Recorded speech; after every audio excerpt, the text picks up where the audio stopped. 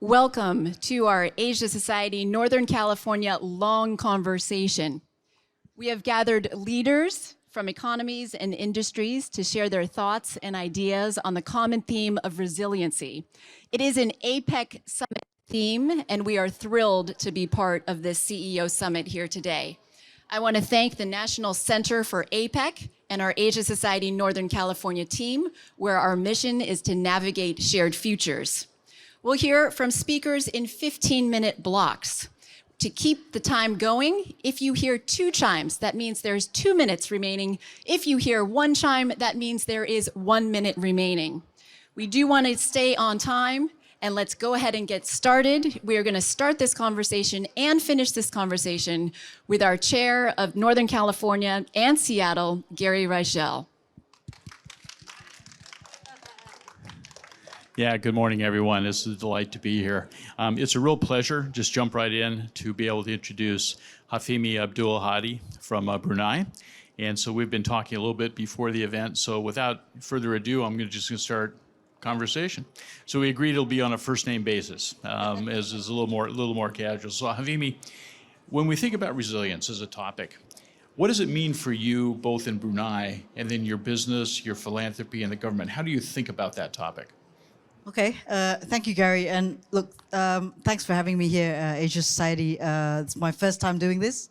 For me, you got to be tough about tough stuff. And from a business perspective, resilience is just pushing through. I think of it in that way from my business approach. I come from a family business. I'm a 3rd-generation family business owner. And, you know, growing up in many parts of the world, I've always found that being resilient means just sticking at it and moving through it. A lot of the times you say, well, you know, in business, you've got to keep one foot in front of the other. And I look at that from my perspective. From a philanthropic perspective, you know, we spoke a little bit earlier. I've had the honor of serving on His Majesty's Foundation, especially from an aspect of chairing a committee on social enterprise. Trying to build communities from the inside out as opposed from the outside in. That to me builds the resilience on a better keel as opposed to somebody speaking at you instead of speaking with you. In general, from a country perspective, we are a very small country in a huge place of 650 million people. We're less than 500,000 people. I think in your US context, it's like maybe one Manhattan city block or something like that, right? So, you know, we have to rise above. We're a country that's very proud of our culture, proud of our history, but we also understand that we need to play a role in society, in our region, and in the world. So Brunei, in moving forward, you know, we want to be good citizens of the region and of the international play space. So Brunei, you know, historically, obviously, is a monarchy. And how has entrepreneurship evolved in Brunei? You've been involved with that in a number of ways, those starting businesses and advising people to start businesses. But what role has that played in the new economy of Brunei? Yeah, I mean, look, I'm trained as an architect. That's my profession. But the draw to entrepreneurship has always been there. A couple of, I would say 2 decades ago, as part of APEC, actually, that was a deliverable from Brunei. We created the Young Entrepreneurs Association. Brunei, by nature, has always been a trading nation. If you look at the geographical location of Brunei, it is in that transient point between the East and the West. And it's a seasoned community of traders, you know, whether it's a small business up to what we do within the oil and gas industry. It's inculcated in the history of Brunei. But at the same time, entrepreneurship creates a different element. It creates different methodologies of thinking, gives you a different approach. You don't necessarily have to be an entrepreneur to be entrepreneurial. I shouldn't be, you know, the US is one of the biggest playing fields for entrepreneurship. It's in your lifeblood, so to speak, right? But I think what we try and adapt in Brunei, because we have so few people, we have to ensure that the aspects of entrepreneurship translate into everything that we do, be it in government, be it in civil society, and most of all in being leaders in the region. So I think, when we speak about entrepreneurship, it's in that general context of that, the spirit of entrepreneurship, not just the nuts and bolts of doing business. So when we go back, it's only been a year to a year and a half since we're out of COVID, Yep. as if we really are out of COVID. And COVID was a very interesting disease because not only did it find the weakness in every body, it found the weakness in every institution. And in terms of whether it was the health system, the education system, the business system, and so on. Did we demonstrate resilience coming out of COVID, or did we demonstrate weakness? A good example I can give you is that during COVID, all the people in Brunei actually put hands in their pockets to raise almost $2 million to build a COVID isolation facility. This is just purely from donations from people doing things. The community actually came together, regardless of anyone just telling them to do anything. We personally put together with a bunch of friends doing face masks, like handmade face masks, face shields, for our hospitals, for our caregivers, the frontliners, because everything was shut down. You couldn't do anything. People were cooking in their homes and just donating food. I mean, the amount of food that was going to the hospitals kept saying, "Look, we don't need any more food. I think we're big enough as it is." And but I think just the pureness of intent to support the government effort. It went without saying. Nobody had to ask for anything. It was really help your neighbor. You saw the community just come together like that. The best bit of it is that it kept going, even though we had actually really loosened up after 5 months. We were like normal after 5 months. Yeah, we closed the borders. We couldn't travel. But within the country, we just went about our business. So we had our expatriates in the country. They were sending photos back home and video. What are you guys doing? It's COVID. I said, well, we don't have any restrictions. We can go out. We can do things like that. But the coming together, when you talk about resilience, that's the coming together of the community. It didn't matter what background you were. People were helping each other out like that. The sad part of it is some of that has dwindled down. So we're hoping that there's a bit more of a resurgence to actually dedicate time to actually bring that back. The fact that all countries in the world, not just Brunei, and in the region, were able to work together as one, I think this needs to be re-emphasized. That's a great part of what you're saying, within the theme of resilience is just because we go through a crisis and we come together, you don't forget that when the crisis is over. You've got to keep moving that forward. So given the way that you ended that answer, we have two major challenges that are on the doorstep today. One is climate change, which we've been talking about for 20, 30, 40 years with very little being done to solve it. And now we have the generative AI models coming on the scene, which hold both a great deal of hope and promise and also a great deal of trepidation and fear for what they mean for society. Has COVID and the process we went through, and you were talking about the resilience of the communities in Brunei, has that helped us prepare for these next two challenges, or are they so different that we're going to have to relearn the same lessons again and again and again? Well, as they say, humans are forgetful creatures from time to time, right? We make sure you've got your history lessons all down pat. I think as human beings as well, and as people of this current age, the willingness to take on new ideas is even bigger now.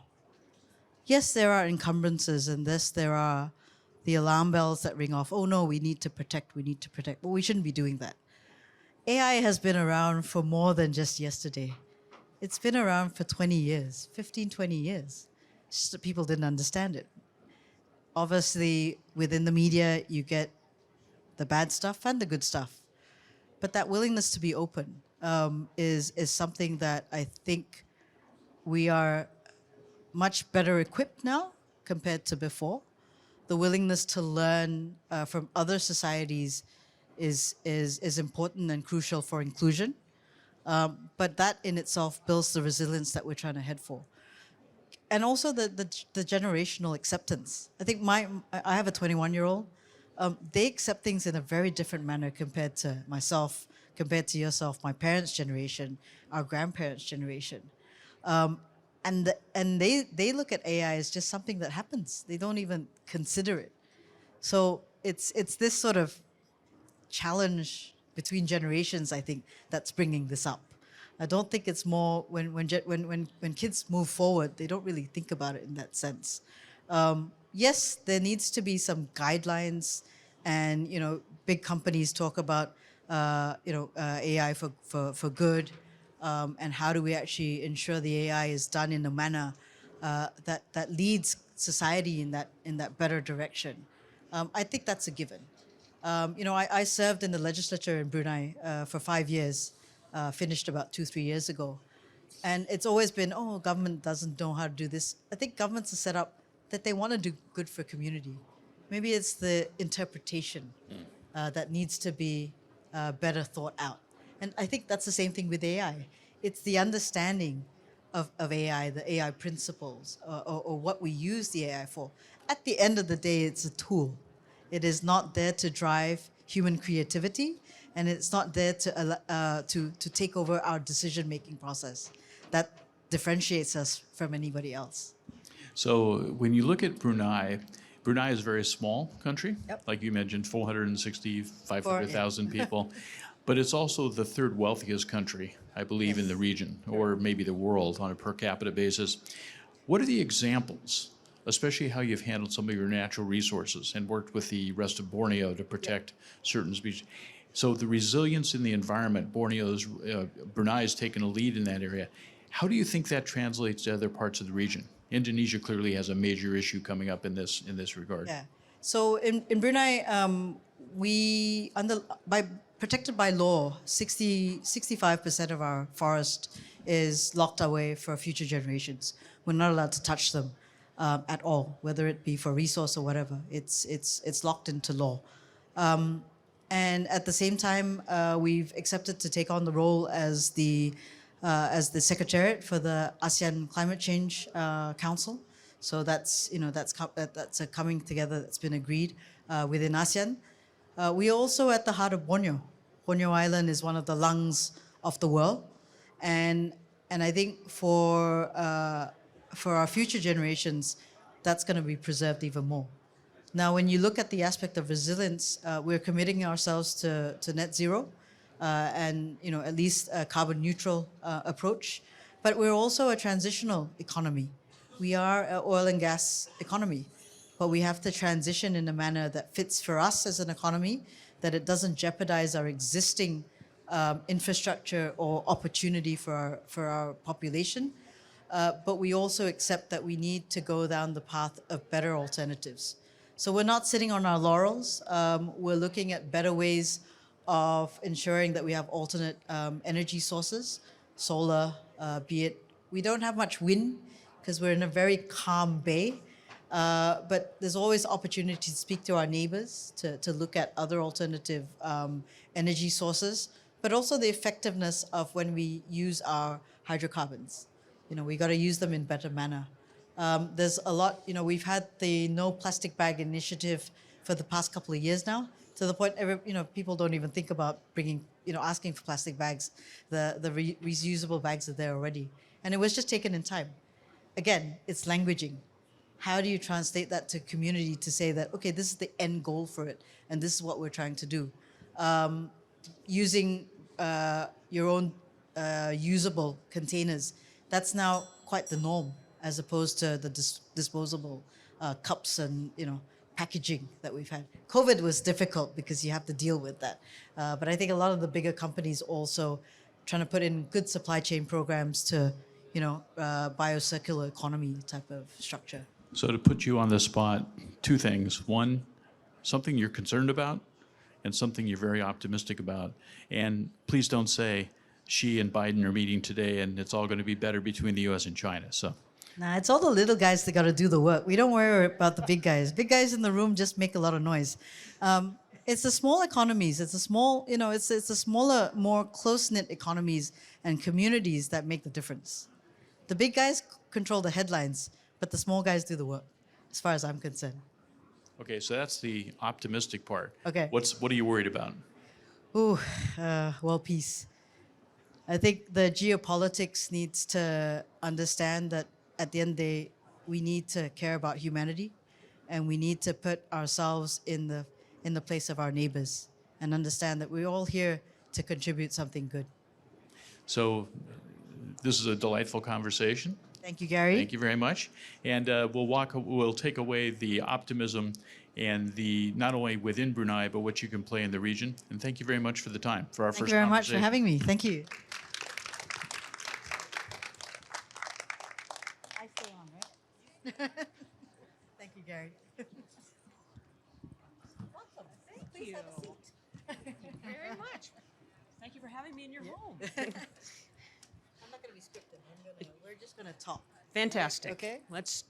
That sounds great. So we're going to kick it off. I think are we following the timer, or can we start? Okay. There you go. So I'm hosting you. I'd like to present Ms. Dee Myers. But maybe first and foremost, introduce yourself, what you do, and welcome to the show. Yeah. Well, thank you, Hafimi, and thank you to the Asia Society for hosting this conversation today. What a fun way to participate in the festivities. My name is Dee Myers, and I run the I work for Governor Newsom of California, so we're delighted to be able to host everybody in our state. I run the Governor's Office of Business and Economic Development, so we're like the state's Commerce Department. We have a lot of the functions of supporting business and supporting particularly certain industries or aspects of business, including we're very engaged in the clean energy transition, which is a very, very high priority for the governor and for all of us and for our industries here in California. So that's what I do. Okay. Thank you very much. So our topic is resilience. Right. Now I understand, you've done many, many things in your career. I've had a lot of jobs. Yeah. What makes you resilient having to work with, presidents, governors? What's your core? The essence or the core that you bring when you talk about resilience in your life's journey? Well, I think, being around for a long time teaches you a lot about resilience. I've been at this for a very long time now. And, you just, in any career, you have a lot of, or in the life cycle of any organization, you have ups and downs and good days or good years and bad days and bad years. And you learn that you can't always control what happens, but you can control somewhat how you respond and how you approach it from both a mental and emotional perspective, but also a tactical and strategic. So I think that's the most important thing, and that no path to any goal is a straight line.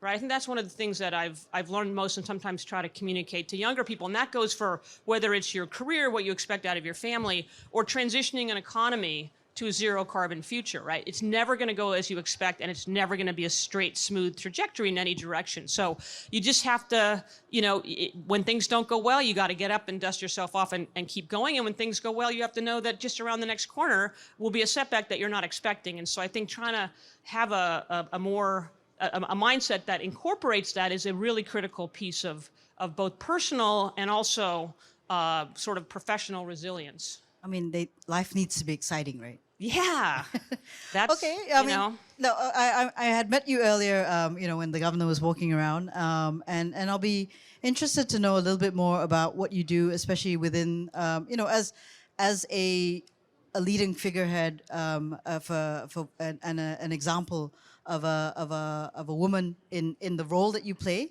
And I understand you wrote a book about that. I did. Can I find out a little bit about this book that you wrote? It's Yeah. called Why Women? It's called Why Women Should Rule the World.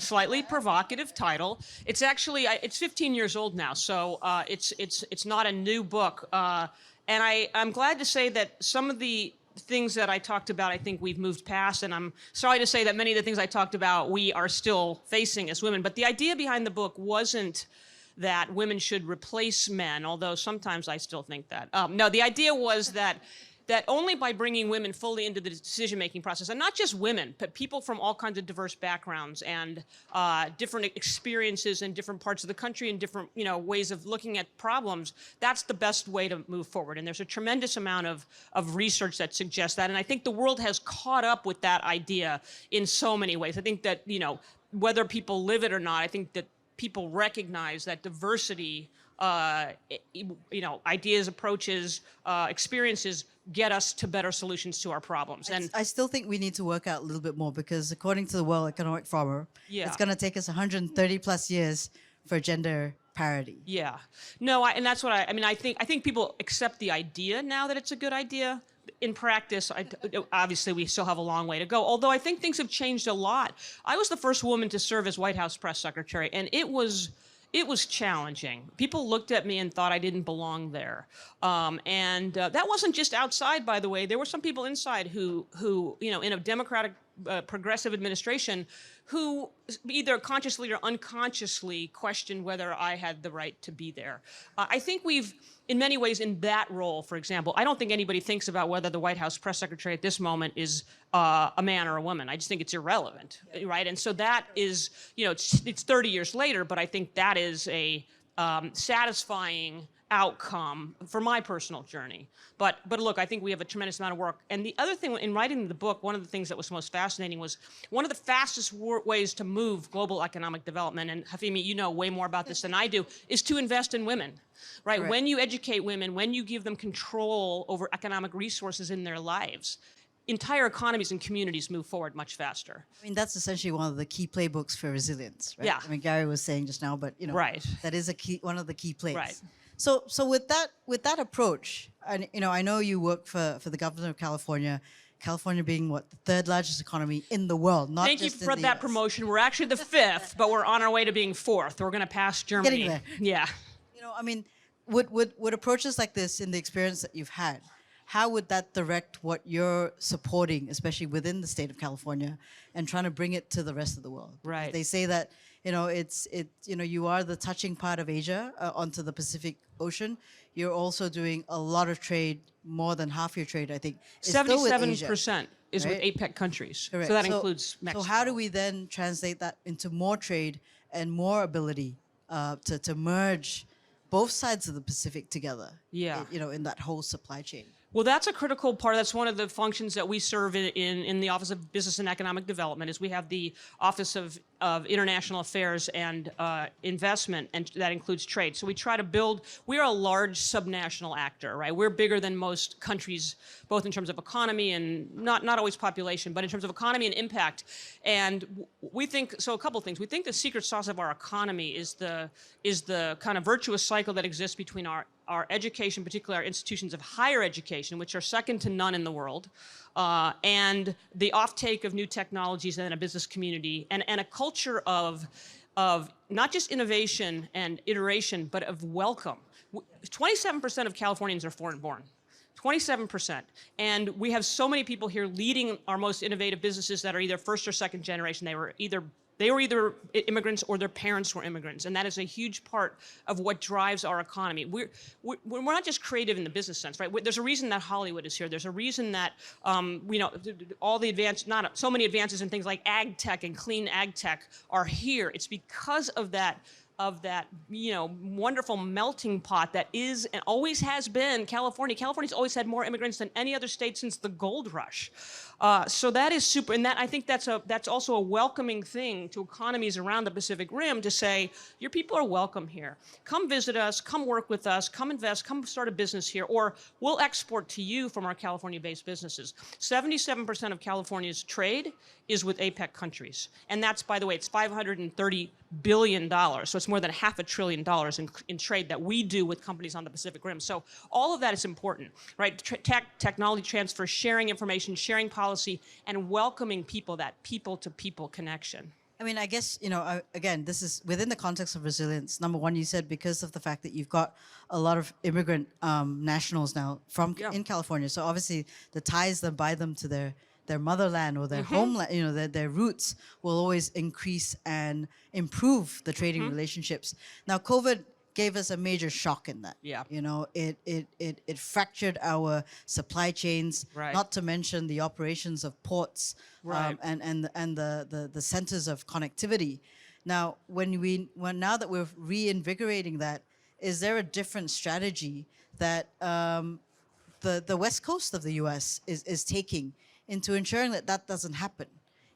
In the event of a future shock or a future crisis, you mustn't allow that to happen. In ASEAN, they've basically put together the fact that there will be basic subsidies that will never be fractured regardless of what happens. Is this something that you feel would be effective, from a California perspective or even from a US perspective, to ensure that this fracturing doesn't happen should a crisis happen again in the future? Yeah, that's such a great question, because we have three of the biggest ports in the western hemisphere here in California: Oakland, and then Los Angeles and Long Beach, which are the San Pedro Port Complex, which is one of the busiest in the world, and it's critical. And so we have worked really closely with our port directors, and one of them was here a minute ago, port director from Long Beach, Mario Cordova. But we worked very closely, and will continue to work closely with them to both green those ports, but also to build resilience. And so one of the things that we've done as a state, the state of California doesn't control the ports. They're municipally owned and run, but we obviously have a huge stake. And so the governor has committed a lot of money, $1.2 billion for investments in ports to make them more resilient. But one of the things that we're doing, it's not a huge financial investment, it's like $30 million, to create a digital platform that all of our ports use to share information and to operate, to have one conversation, because that is a key. That was one of the things that happened, was the different points along the supply chain weren't able to talk to each other in real time, and they weren't able to coordinate in real time. All that paper, and they all have different systems. And so we are working with them to build one digital operating system that everybody can use, and not just the ports, but the BCOs, the cargo operators, the terminal operators, the shipping companies, so that everybody can work together to avoid the kind of supply chain disruption that we saw during COVID. So it is going there, and it's headed. Yeah. I mean, and look, our ports, they're great partners. It's critical to our economy. So, and then the greening of them too, which will create resilience by having, just better, greener ways to power our cargo. I mean, I know California is also, one of those leading frontiers and pioneer locations, especially on green tech. Yeah. And how would you then be able to translate some of this into Asia? Because there are certain locations in Asia that are as green fields as anything, and they'd rather just take that accelerated step to doing good green infrastructure as opposed to other regions that are already more developed. Yeah, and so first of all, we between China and the U.S., right? That's the G2 when it comes to emissions. We do 42 or 43% of global carbon. So we have to work together, as do all the economies of the world. But that's just the most obvious example is that. And so Governor Newsom just led a delegation to China, where we signed 5 MOUs with different national, provincial, and municipal governments, almost exclusively around climate, but also climate and economic development, because those things go hand in hand. And the idea is to share best practices, to share learnings, to share technologies where that's appropriate, and to move both economies toward, a zero carbon future as quickly as possible. We're committed to zero carbon by 2045, China by 2060. We'd love to see that go even faster. But things like, a Chinese delegation came to the port of Long Beach and saw that we required, this is 15 years ago, and required ships to plug in when they were at anchor. So they weren't running diesel engines. And they went back to the port of Shanghai and electrified their in-port operations. Beijing came and learned from the city of Los Angeles, what do we do to try to help reduce improve air quality? And you've seen the massive improvements in that. We're going to learn a lot from our Chinese counterparts on particularly things like wind energy and how they've moved so quickly. We think we made the first steps in a zero emission vehicle, a kind of framework. They got millions. But now they're moving more quickly and doing things like electrifying all their public buses in cities like Shenzhen. So there's so much we can learn from each other, and that's not just China, U.S., but as you said, the smaller economies are so important.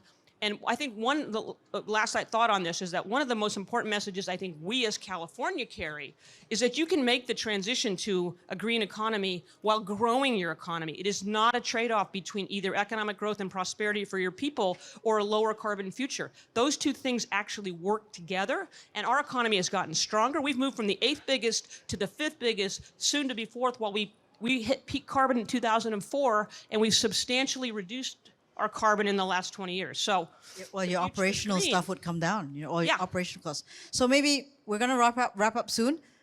My final question. This is the APEC APEC CEO Summit.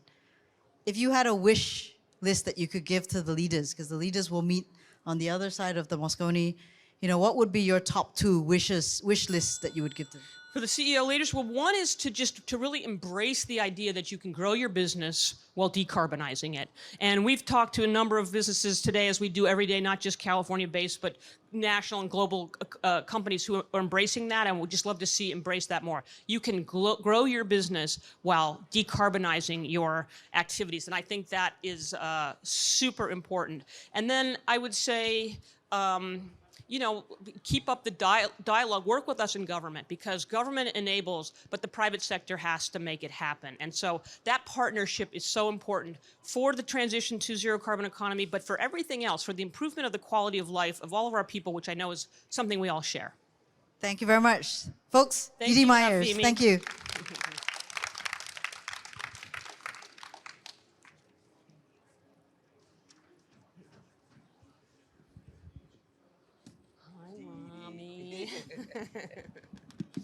So, I just want to start this right now. Dee Dee and I's offices were next to each other in the Clinton White House. So this is a mutual assured destruction. She says one secret, I destroy her. you know what? And the thing is, having known Ram so long, I absolutely know that that's true. Yeah. No mercy. Actually, I don't even need provocation for the destruction. No, exactly. He's just sitting still this long. We're going to see if he can do it for 15 minutes. So that's right. That's one. But Ambassador Emanuel, it is Say that again. I want to make you do that again. Ambassador Emanuel. 2 words I never thought I would say Same together ever. Or I. Yes, or you. So speaking of that, Ram, you've had almost as many jobs as I have. Congressional staffer. We can't keep one. I know that's the dirty little secret.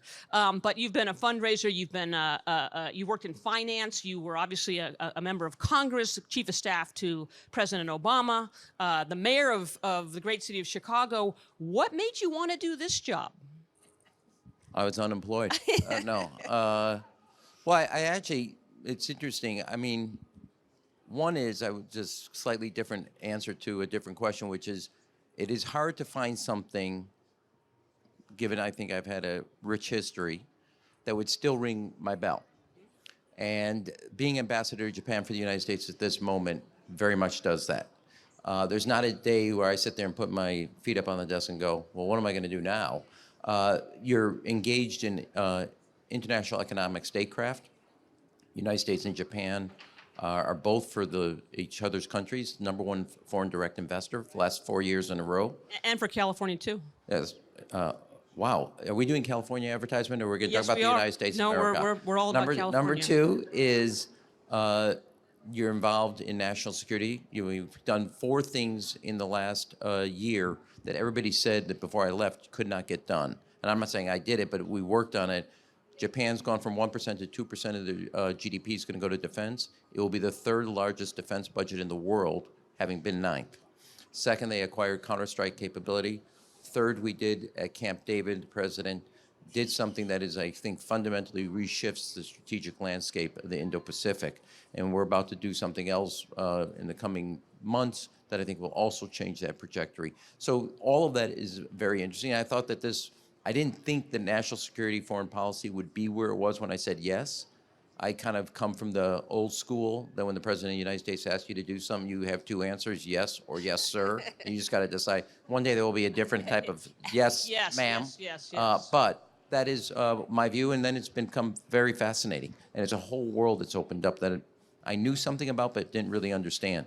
Right. And I mean, those 4 accomplishments that you outlined, they are extremely significant. Can I add one thing? Yeah. A lot of people think being a diplomat, is a gray double-breasted flannel suit with a pipe. It's politics, in the best of sense. You got to know the people you're dealing with. You got to understand their geostrategic landscape, and then you got to understand how to maneuver them. I'll give one anecdote. In the I get there January. The war starts in February. The Ukraine war. Yes. Thank you for the clarification. We have multiple wars to pick from. The Ukraine war. Well, let's just say the Russia war. And I was meeting with the head of METI then, and we were just then beginning, before the war starts, to talk about getting energy, LNG, to Europe because of what was going to come.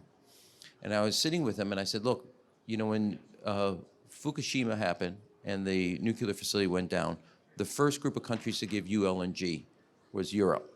I said, if you don't want to pick between Russia and Europe, you're not. You're returning a favor to the people that came to you in your time of need. So he looked at me. Now, they were obviously thinking about this. He says, when you go downstairs, do me a favor, don't say anything to the media. I said, okay. I'm walking home, and about 2 blocks, my phone starts ringing from the wife. What did you say? What did you say? I said, what are you talking about? And then they had just announced, and Japan became the first country to put LNG to Europe.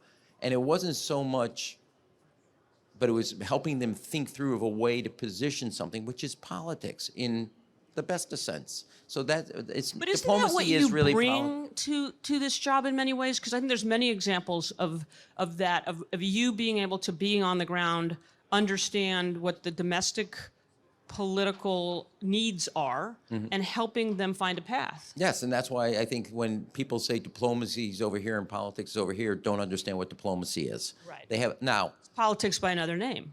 Yeah, I mean, it is, and politics, again, in the best of sense, but understanding who is it you're dealing with, what are their challenges, what are the opportunities of turning those challenges into opportunities, and then giving them a narrative to make that work both their politics as well as the others, and making sure, and I'll give you another example.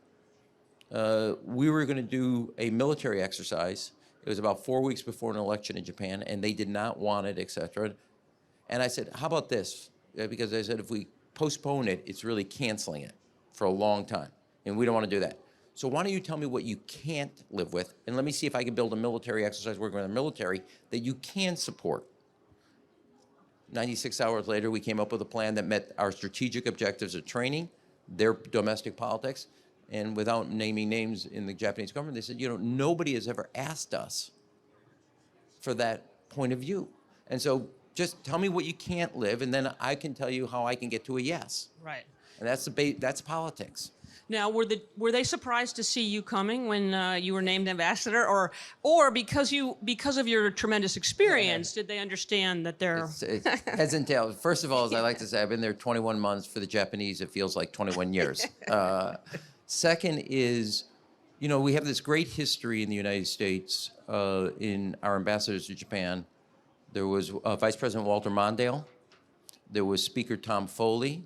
There was Senate Majority Leaders Howard Baker and Mike Mansfield.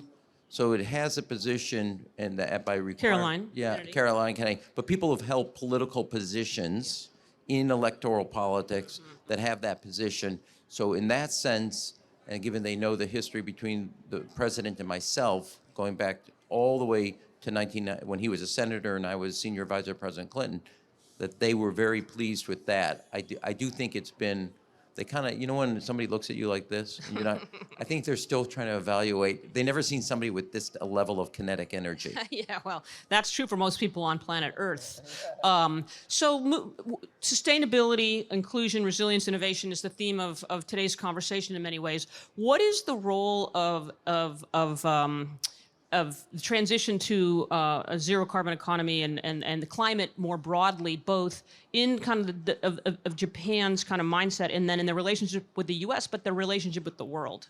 Well, look, I mean, all of us are trying to, look, nowhere in human history have you shut down one energy source and started another one. It's more of a dial.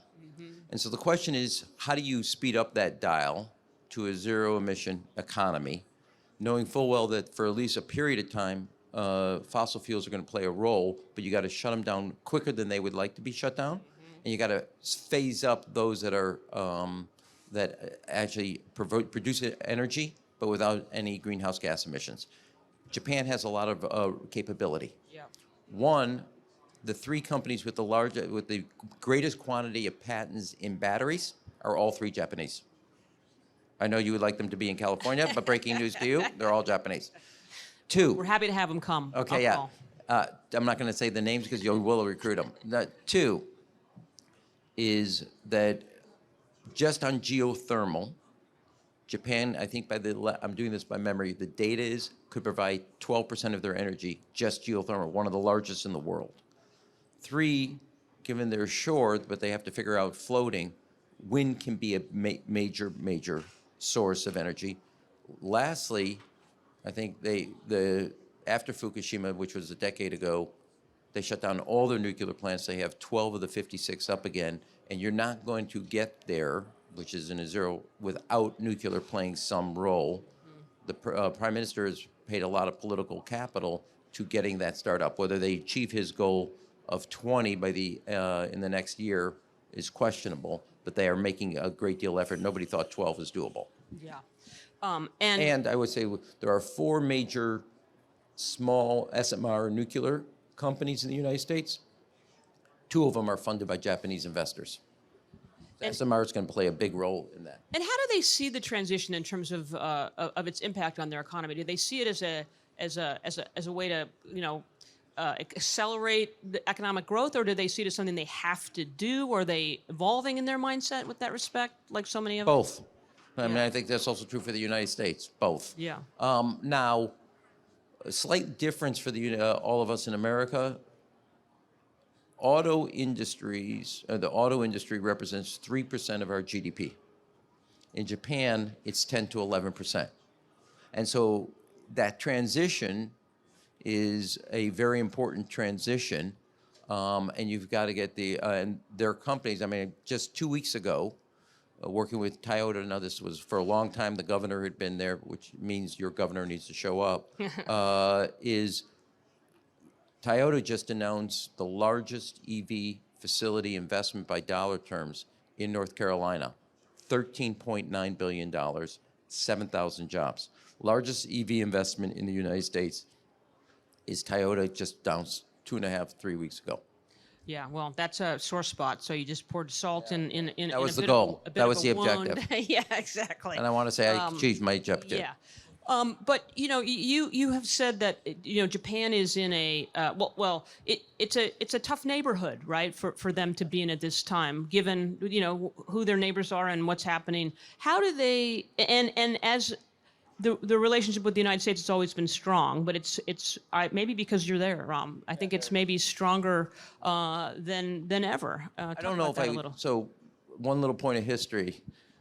When we were both working in Little Rock, Arkansas, all right, we ran ads in Ohio, Michigan, and Wisconsin around Japan on the auto sector.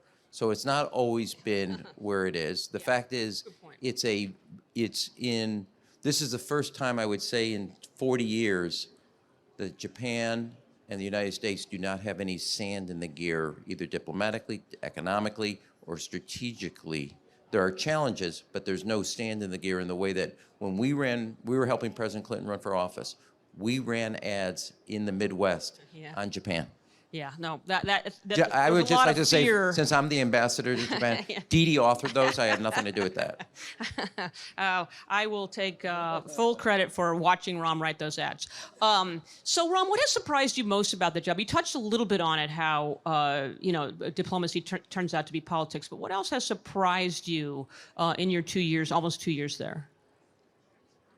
About Japan or about diplomacy? About both, about Japan, and then about what the role of an ambassador is, not just in the country but in the region. So this is in my view. So I'm going to go into a different place. I was mayor of the city of Chicago, and as mayor, we created, which is no different than LA, San Francisco, et cetera, or New York, safe passage routes. Children can go to school every block, 8 blocks out from the school door. There was basically a crossing guard, but security. So a child could go to school safely. If I start talking about it, I'm going to cry. I think one of the most beautiful things I see in Japan is not Mount Fuji. It's beautiful. I climbed it. But kids walk 5 years old, by themselves, backpack is about this big, the kid is about this big, little baseball hat. And they walk 8 blocks by themselves, 9 blocks to school. Hold their hand up, cars stop, and this little child this big that doesn't go above the grill of a car crosses the street and just walks. You laugh. It's stunningly beautiful if you come from the city of Chicago. And I would just tell you in Japan, and then also, I mean, I thought it was weird at first, and I think it's really gorgeous. Like, I take the train, as you know, everywhere. Mainly mothers, but not parents. When they're walking, child's 20 feet behind, and parent never looks. Yeah. Doesn't worry about abduction, doesn't worry about sexual violence. And a 5-year-old just trails behind a parent 20, 30 feet. I think I'm going to get arrested for hugging these kids. I think it's really stunningly, and you come from Chicago, and then we deal with this, as having passed the assault weapon ban. The respect for life is beautiful. And you have children whose childhood has not been stolen from them. So to me, I can't get enough of it. I just think it's gorgeous. Now, what has surprised me is everything I was told beforehand, and I mentioned the things that have changed, was that you're going to have a culture that doesn't change, refuses to change. Well, I don't think that's true. They've made massive changes in real speed. But I will say this as somebody that loves politics. When you think about the United States, our change bubbles up. Take a look at the New Deal. It basically was all experimented state and locally before it came to the national government. Unemployment insurance, youth, childhood labor laws, et cetera, et cetera, et cetera. In Japan, change comes from the outside pressuring in. It's a whole different kind of swing of where change comes from. And so that has been fascinating to think, we would kill you at our dinner table for that, okay? But that's basically where change comes from. And that, to me, has been very fascinating. Yeah. Well, Ram, Mr. Ambassador, I'm glad to have actually, you. Your Excellency to you. Go ahead, give it a try. Give it a try, Didi. You always make me cry for different reasons. But thank you. Thanks, Glad Steve. to have you there representing our country and moving forward the shared objectives for the world. Thank you, Ram. Thanks, Steve. It's always 3 o'clock somewhere. If you don't know him, you should know him. How's that? There, Okay, works for Garrett, me. there's the introduction. All right, I asked this question of former Secretary of State Hillary Clinton. I'm going to ask you, is this 2 wars in 2 different theaters or 1 war in two different theaters? And why? It is the best 4 weeks that Putin has had since the war in Ukraine, since he launched it. But it's 2 different theaters, definitely. And it's 2 different wars. And I think Israel's decisions, this is about Netanyahu, that has been the staunchest ally of the United States for a very long time in the region. But he was strongly opposed to a 2-state solution. He was building up Hamas and undermining the Palestinian Authority. He was taking his eye off the ball in terms of national security, border security, operational intelligence. And you should never do that when you've got a whole bunch of terrorists whose ideology is to wipe you off the face of the map just a few miles away. So I don't see, I think the Russians are very happy that this is happening, but the Russians are not involved in the war directly. Okay.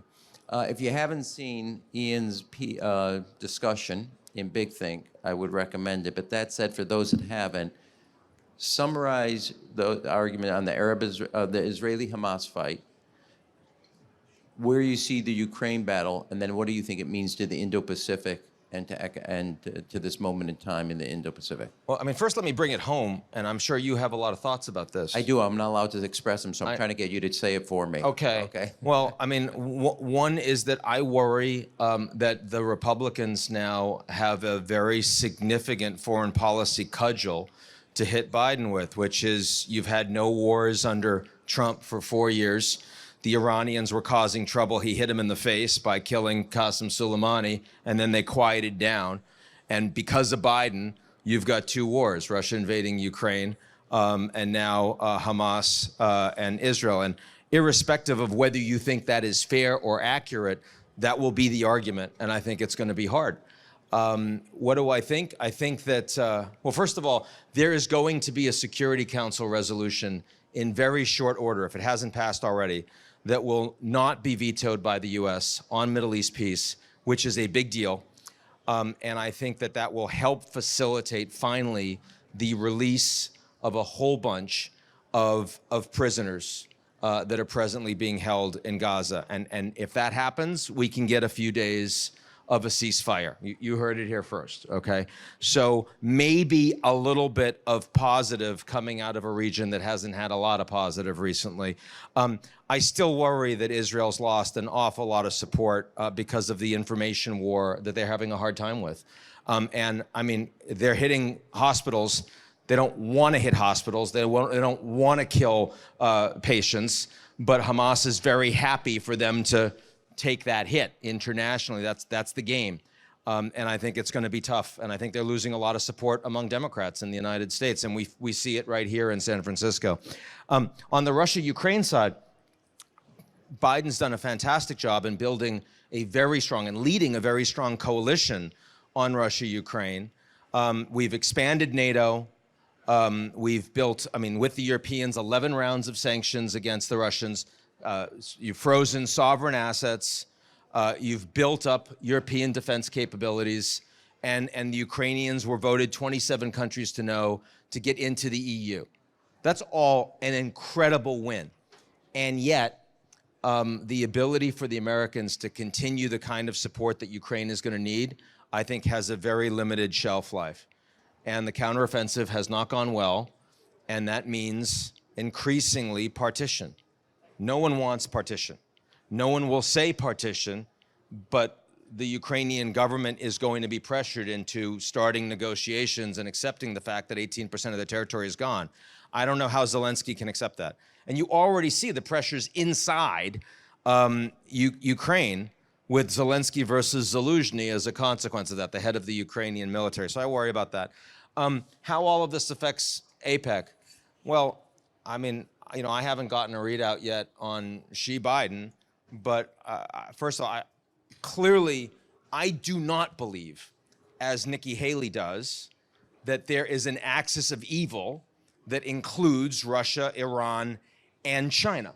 I don't buy that. I think Russia, Iran, and North Korea are rogue states, that they want to destroy the international order. They benefit from chaos. China is an adversary of the United States. It's a competitor of the United States, but China's also an adult. China is a country that ultimately benefits from stability of the global order. They need the global economy to work. They need the Middle East to be in peace, not in pieces. They need to be able to get oil out of it, right? And I think that a part of the reason, and not an insubstantial part of the reason, why the US-China relationship will be more stable and why Biden's meeting with Xi will be better than people expect is for that reason, is for the geopolitical reason, the big picture, stability reason. And if we take anything positive out of APEC this week, for me, that would be the number one thing. That this is a part of the world that understands that all of this geopolitical Sturm und Drang is really bad. And we got to do something about it. There are a lot of people around the world that don't feel that way. If you look at three factors or three issues that end up disrupting climate change, technology/AI, and immigration, give me how you would then navigate the international economic order given those three things. Okay. Well, I mean, I consider AI to be the biggest of those three, not climate change, in part because it is coming so much faster, and also because we don't yet have really any idea how it will manifest. So I'll give you a point. I don't think we know whether in the next 5 years AI will end up fundamentally benefiting authoritarianism and planned economies at the expense of well-regulated or even not so well-regulated free market economies and democracies. This is, to me, one of the most fundamental questions of governance for 8 billion people on the planet. We have no idea how it's going to go. It's coming in 3 to 5 years. For climate change, like, we understand the costs. I mean, this year, Biden administration said $150 billion off the US economy just from climate change. Those numbers are going up. But we also understand what 2.5 degrees of warming are likely to mean. And we also understand what the next generation energies post-carbon are likely to look like. And most of the governance around that, and we'll talk about that with the guest that I'm interviewing shortly, who's been running the Intergovernmental Panel on Climate Change, one of the most successful global initiatives in the world on dealing with new stuff. We kind of have a sense of what is happening, where it needs to go. And we also know how to define the problem. On AI, we don't.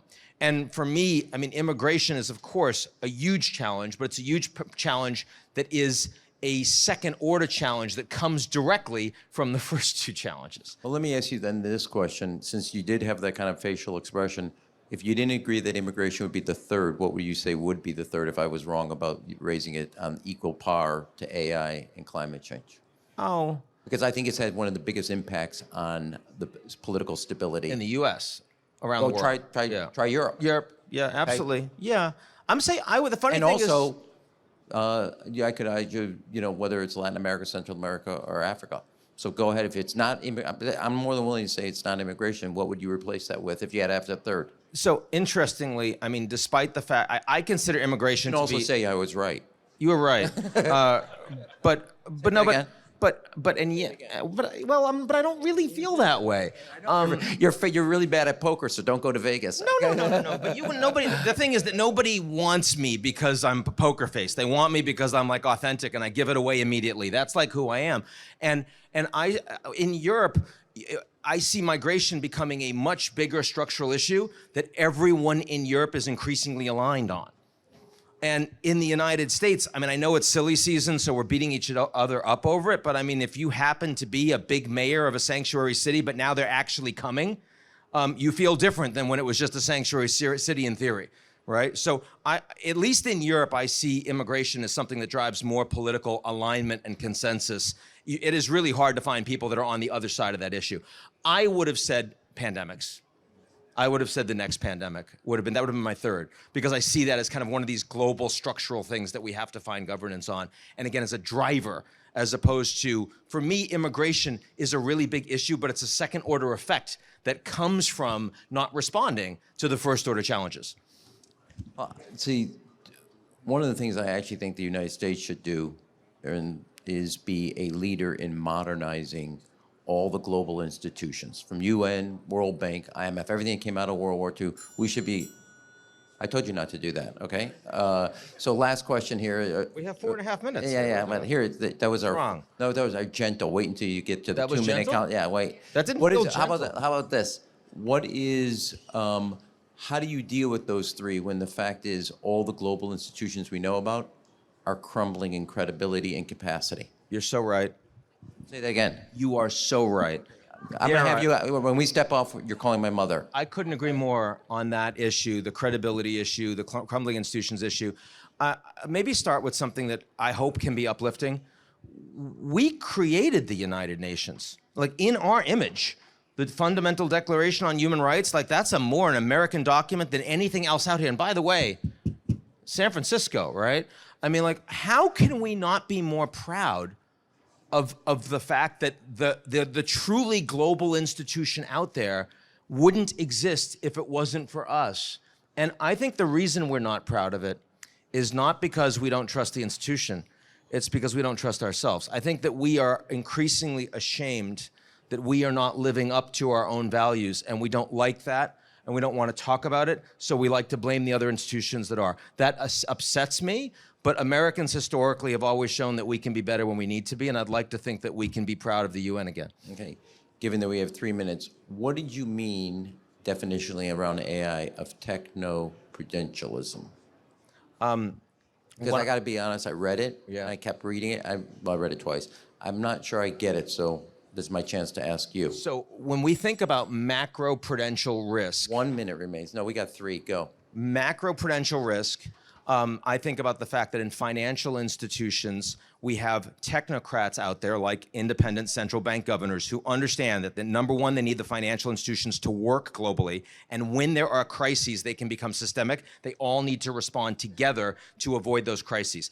Techno-prudential regulation would be the equivalent of financial macro-prudential regulation for technology, for AI. And I actually believe that if AI becomes as diffuse and proliferated as we think it will, it's systemically important to get it right, but it's systemically threatening if we can't respond to challenges like you find a guy that suddenly is creating using AI bioweapons, like everyone has to get on that. So techno-prudential regulation would create independent governance that is global in scope, where the Americans and Chinese can respond the same way you have fiscal and monetary tools to 2008. Okay. Did I answer that question? Yeah, I'm going to think about it, but yes. Good. Okay, good. Thank you.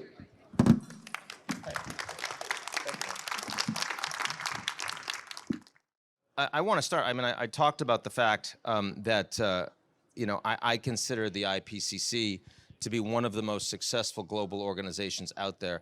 And in the sense that we don't have disinformation around climate change the way we used to, we have alignment. Given that we now all understand we've got 1.2 degrees of warming, we've got whatever it is, 420 parts per million of carbon in the atmosphere, why haven't we seen faster movement and coordination in fixing the problem when we all identify the problem in the same way? Well, it has been quite difficult for faster action, not because of the lack of understanding of the climate change, but lack of understanding about the difficulties of organizing a collaborated action worldwide to put the climate change damage under control. The reason I want to emphasize a collaborative effort worldwide, this impact of climate change is vastly different from the usual environmental damage we experienced for so long. As many have indicated that climate change is a global issue because it requires a global action, and it's not easy for the global 195 governments to come to an agreement to take a very serious action.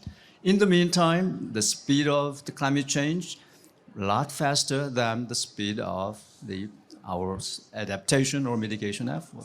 So India has a 2070 nominal goal for net zero. Everyone says they're moving too slow.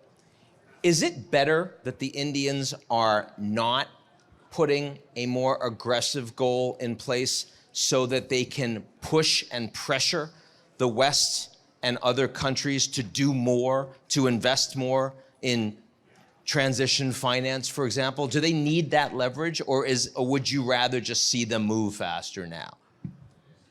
You know, the party that moved faster is the rich world, not a country like India or countries in those regions. Let me tell you this. We have heard for many years that several countries were very proud of saying that we have been able to reduce our emissions for about 10 years. It's good news. But what happened, there are two ways of measuring emissions. Let me give you an example. Suppose we measure carbon emissions in this room, probably very little. But let's look at this microphone. Let's look at this podium here. Let's look at all these facilities inside this room. This is all manufactured and imported probably from outside of this place, outside of the United States too.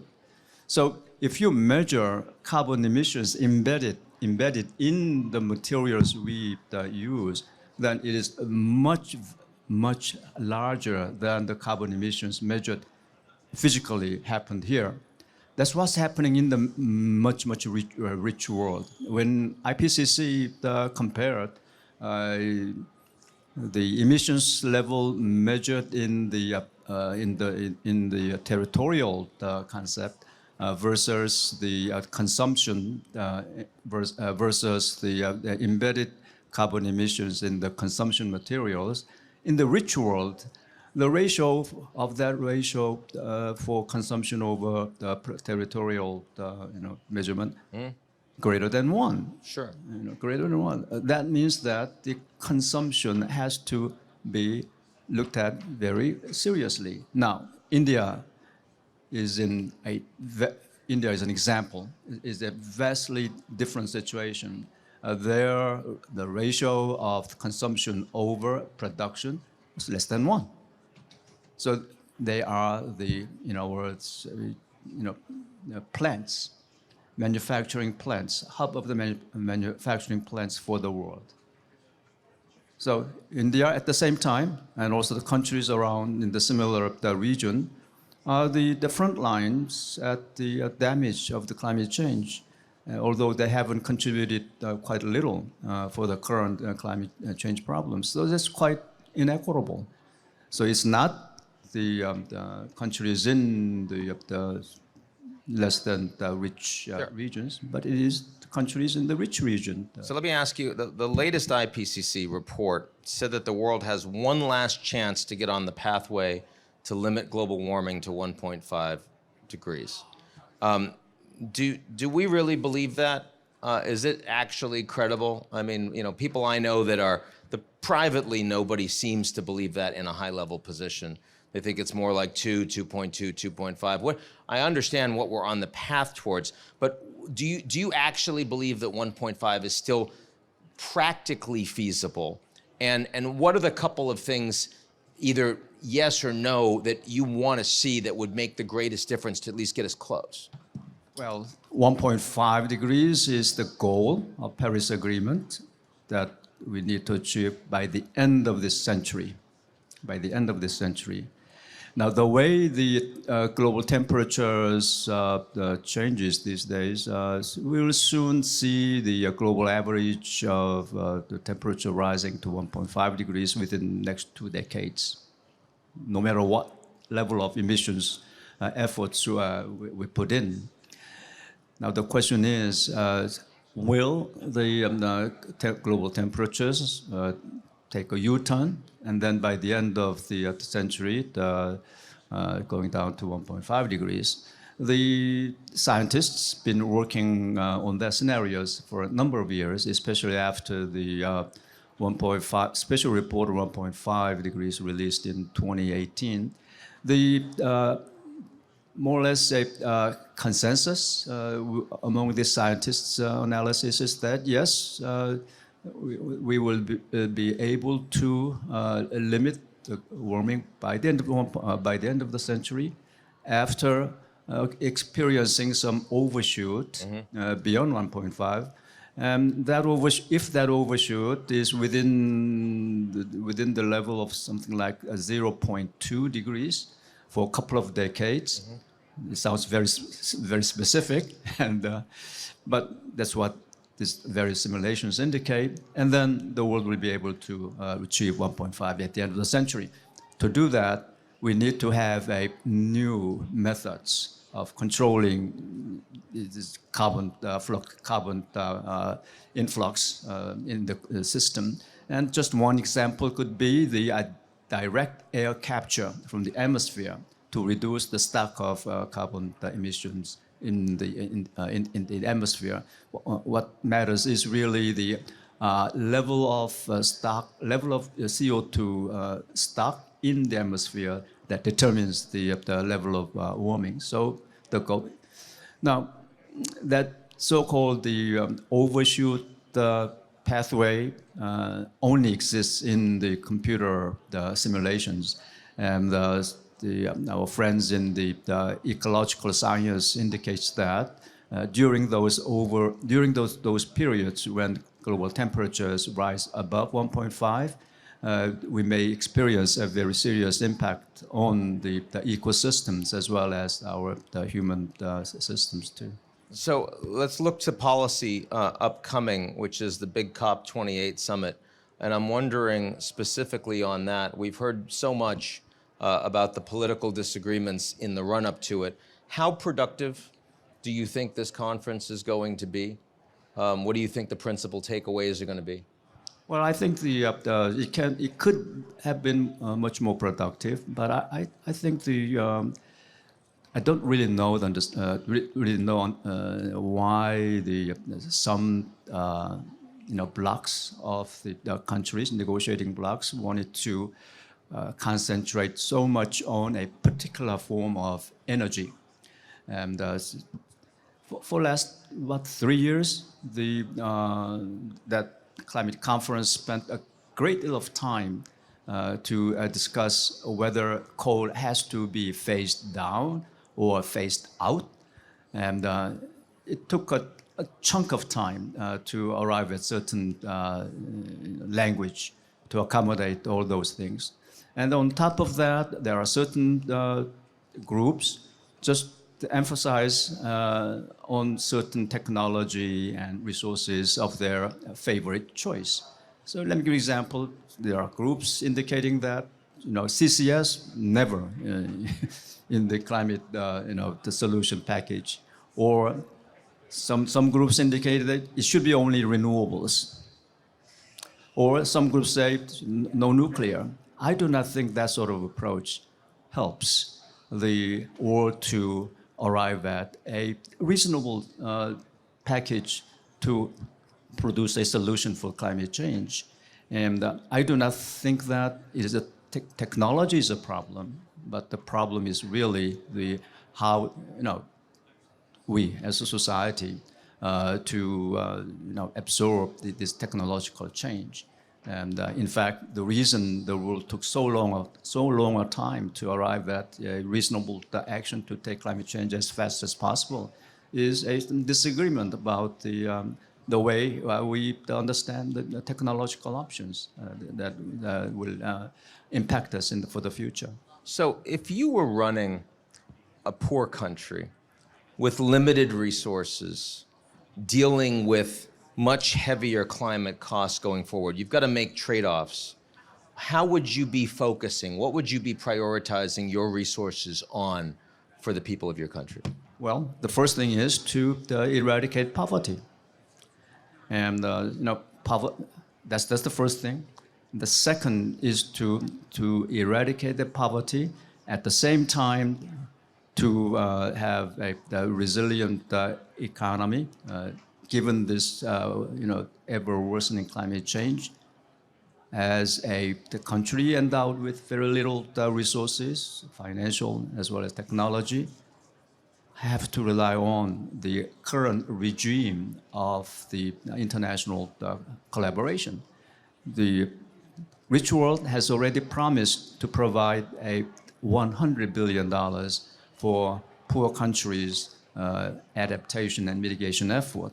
Now, $100 billion is not enough at all. However, what's happening right now, the money delivered so far is just below, well below that $100 billion per year. And so that sort of a situation really put a great deal of, may I say, distrust and loss of confidence in that part of the world, mostly disadvantaged part of the world. So do deliver the promises that has been made by the rich world to help the developing countries, least developing countries, to grow sustainably, to grow with a resilient economy. That's the first thing we need to do. Okay, so last question for you. On the upside, everything we hear about artificial intelligence so far, how optimistic are you that AI can be a game changer in how we think about responding to climate change, and why, or why not? Well, it's a important question, certainly.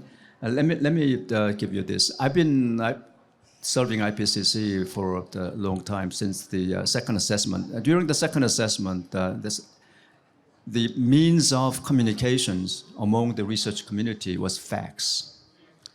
And then afterwards, email came along. And then during this COVID periods, for 2 years, we used this Zoom meeting extensively, and lots of work done through this Zoom, and also the attending technologies.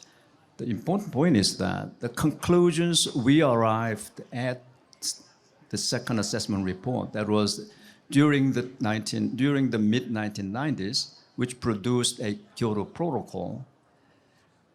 Conclusion at that time was not that much different from the conclusion we see today, especially with the options related to the climate actions.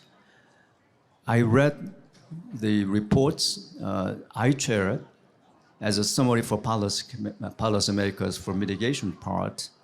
The first thing mentioned was the world need to have a carbon tax. The second one is that if that's not possible, then we also need to have a very strong technology policy, demand pull, supply push, etc. And then third, the governments around the world need to put a very strong R&D capabilities and provide R&D support for the developing world.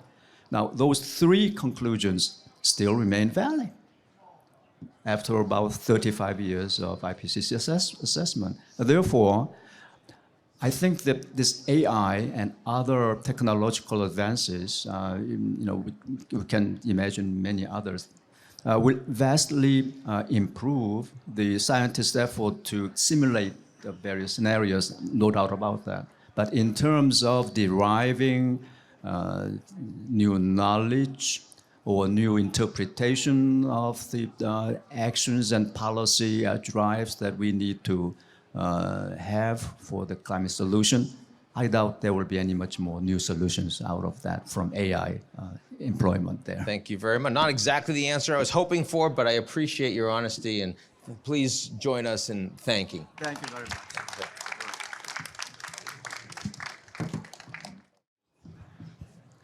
Welcome. Thank you very much. It's great to meet you, Dr. Lee. Sure, right. I thought I'm being still interviewed, but now I'm an interviewer of you, right? Okay. Please tell us very briefly about your work, and that will give us a good introduction. Absolutely. My name is Eunice Kim. I'm the Chief Product Officer for Netflix, and really excited to be representing all of the work that we're doing to really bring our members joy all around the world in terms of the entertainment and the creativity that we try to harness and make sure that our content really can spread to all corners of the globe. Thank you very much. And the product officer, and well, let me tell you this, maybe I'm not the first person to understand what exactly that product officer means. And so if you care to explain what's the function of that task.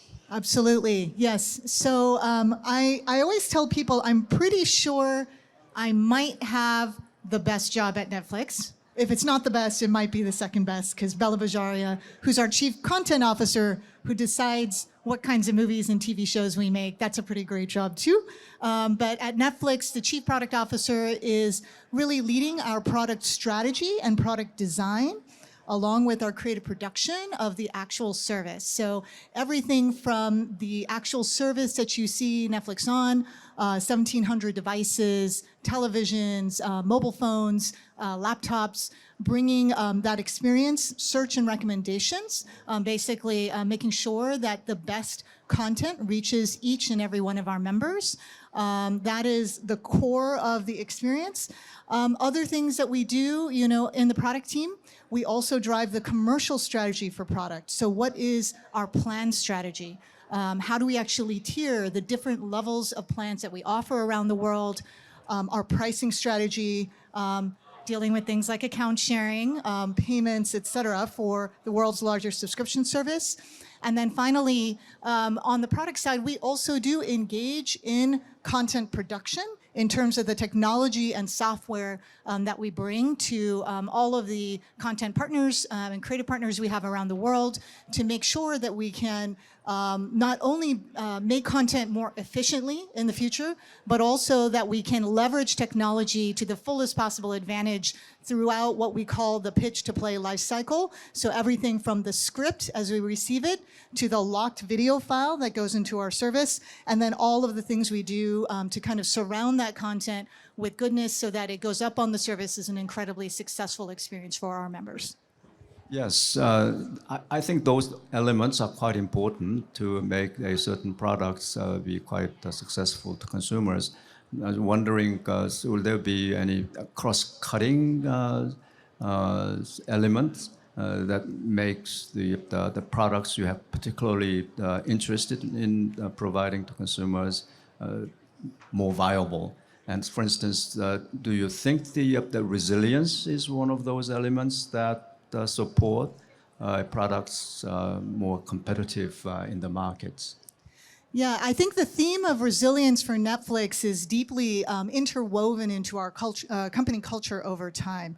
And I think that it starts with, Netflix, which started out as this DVD by mail service, which reinvented itself to being a streaming service, and then again reinvented itself to just be, going from just licensing to really building its own original content.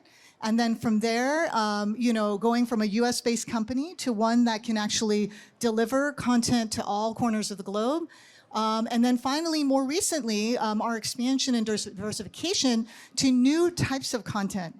So we've moved beyond movies and TV to include games in our portfolio, and also moved to diversify our monetization models from solely a subscription-based service to also include ads. And those are newer bets that we placed. But I would say there's three themes around resilience that kind of are woven throughout all of this. The first is around innovation, both technical and business innovation. The second is around partnership and how we partner with various entities all around the globe. And then finally, the last thread around this is diversification itself, which has helped us be resilient all throughout this, making sure that even if one area goes down, in terms of whether it's content creation, that we actually have like a diversity of content that is coming from all over the world that can satisfy our members and also bring it closer to their experience, even if it was produced. A great example of this, Dr. Lee, from your home country, Squid Game, of course, our biggest actual TV show ever on Netflix, Korean story, Korean writer and Korean production really became this huge phenomenon, not only because it was such an amazing piece of art and was really appreciated as a story by everyone around the world, but our ability with technology to also deliver it, not only the bits and bytes, but also our ability to be really incredibly successful in terms of the way we subtitle that content, dub that content, really make it appealing to each and every member through personalization. Those are some of the things that have allowed us to be incredibly resilient, despite the ups and downs of streaming, which is, tough industry for sure. That's very interesting.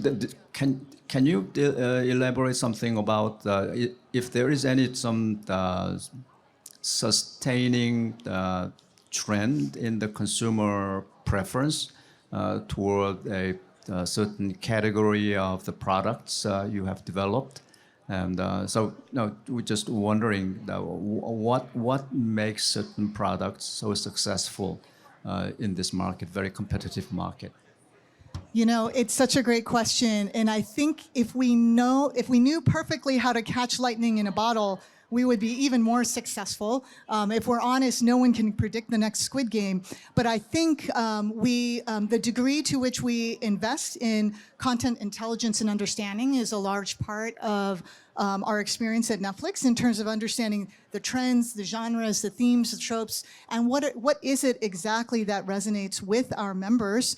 And we do try to understand that even before a piece of content launches, even as early as the script stage, right? To kind of really bring that understanding of, hey, is this something that's going to truly resonate with consumers to light? all around the world, of course, there can be a variety and, diverse set of tastes. But, there are truly some things that are universal, right, that we do find, like humans everywhere really enjoy. These could be, procedurals and crime thrillers, action and sci-fi, right? There are certain genres that really do speak volumes, and we also know can truly travel globally. And there are other categories of content. Comedy is a really good example of this, that is just generally deeply local in nature. It's much harder to translate a joke that's delivered in English and have it, make sure that it has actually the same punch in Korean. So those are some of the things that we think about when we think about what's the appropriate level of programming for each market around the world. In your perspective, what sort of a new competitive elements your division or your company really concerned at this point? Yeah, so we're always looking to push the boundary on innovation. And I think there are some, key advantages that Netflix has that we're incredibly proud of, and it helped us maintain resilience all throughout this era of changing the streaming industry. One of these is our investment in our partnerships all around the world with different internet service providers. So we have our own content delivery network. We call it Open Connect.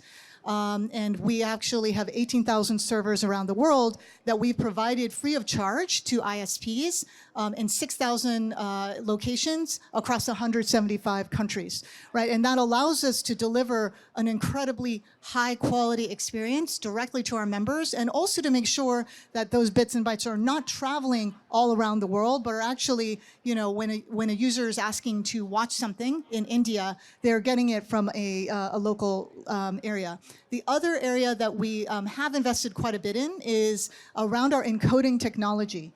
So, we want to make sure that we're constantly driving down both the costs and the footprint of streaming. So between 2015 to 2020, we have our encoding technology improvements have allowed us to have essentially the bandwidth that is required to create those bits without any loss in actual streaming quality.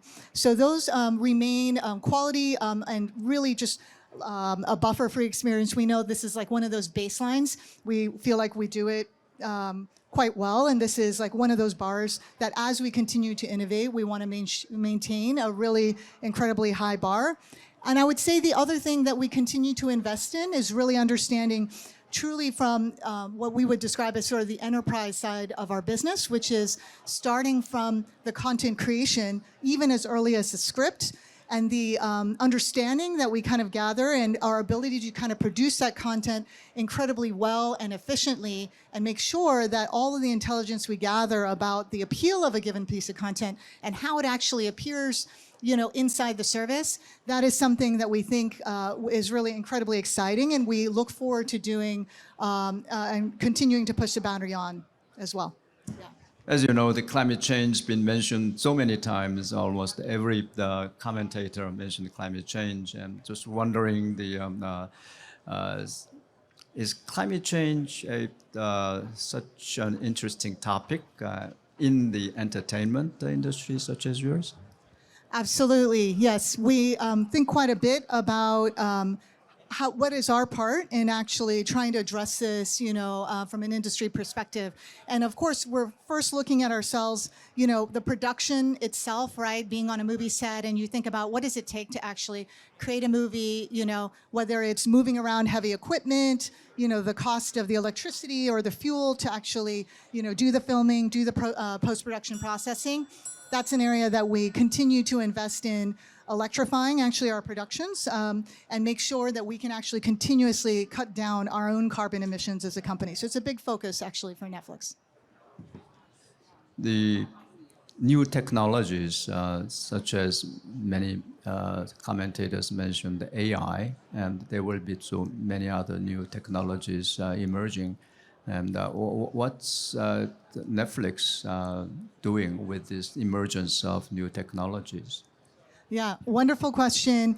There's certainly AI and also generative AI, and Netflix for a very long time has been incredibly invested in machine learning technologies to bring personalized recommendations to our members. This is just like sort of an evergreen fount of of just innovation for us.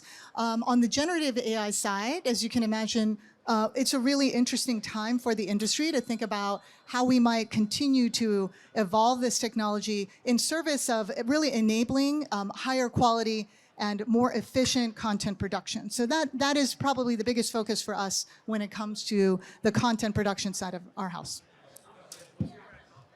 If there is a one comment you wish to deliver the member countries of APEC, Yes. could you share that one comment with this audience? Well, given that this is the APEC audience and there's so many member countries around the world from the Asia Pacific region, this is an incredibly exciting region for Netflix, and one that we find to have like really fruitful partnerships with countries from Korea, Japan, India, and also Southeast Asia, and the broader market. So this is an area that we will continue to invest in heavily, and we're really excited to partner with folks from everywhere to continue to expand, essentially, cultural exchange through Netflix. Thank you very Dr. much. Lin. This is great talk. Thank you.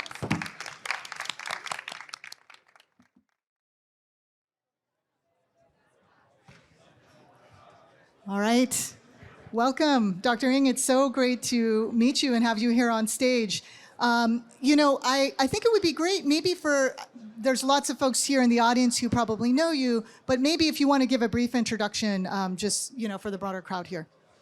Sure. My quick bio was a Stanford professor, also started and led the Google Brain team to help Google adopt modern AI. Ran AI for Baidu for 3 years, and so I have appreciation of that part of the world as well. And co-founded, and we took public Coursera, a large edtech platform, a couple of years ago. These days, I'm focused on online education as well as building AI businesses, and doing a lot of work in AI education and advocacy and building AI businesses. So, Andrew, AI has been top of mind for many attendees here at the APEC Summit, and has been, of course, quite a transformative year. I was actually thinking back, a year ago is probably roughly about a year ago is when like the biggest news kind of broke around ChatGPT, and it's just been a huge, roller coaster ride, right, of development.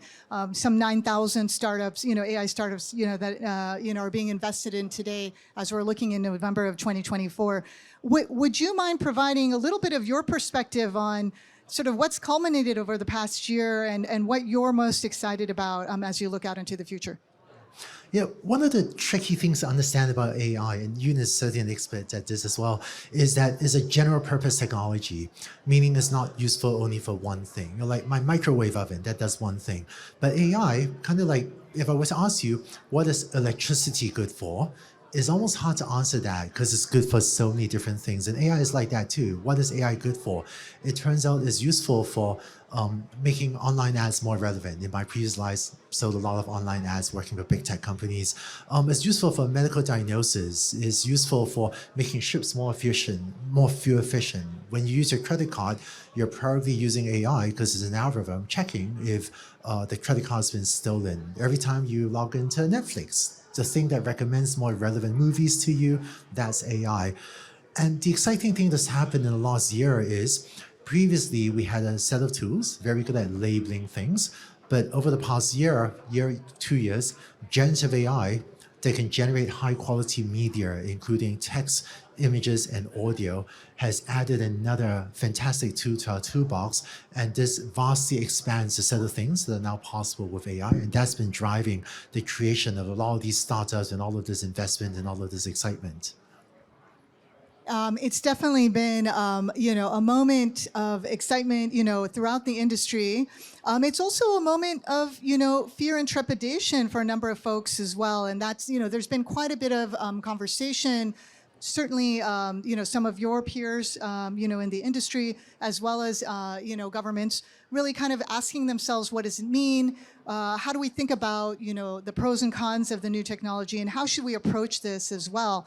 What are some of your thoughts? I think you've been, in the press, over the last few weeks in particular, voicing some of your thoughts about some of these developments. Would love to hear a little bit more about that from you.